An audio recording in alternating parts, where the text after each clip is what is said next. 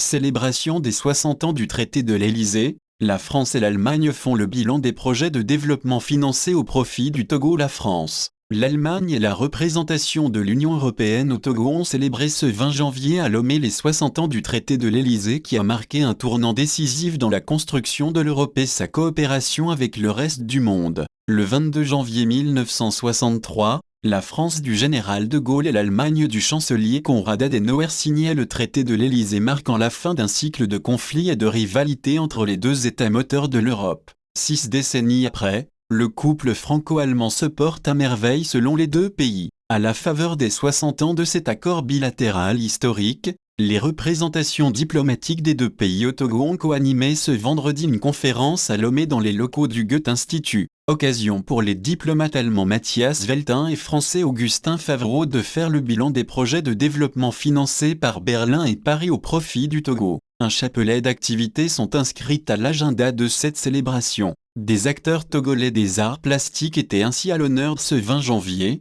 avec la présentation du projet culturel Togo Immersive et Créative largement financé par l'Allemagne et la France, s'illustrant comme des partenaires de taille de la République togolaise, la France et la République fédérale d'Allemagne, à travers leurs agences de coopération telles que la GIZ et l'AFD, œuvrent aux côtés des autorités locales dans le domaine de la décentralisation, l'environnement, le développement rural, la formation professionnelle, l'extension des réseaux électriques, la coopération universitaire, l'industrie culturelle, etc.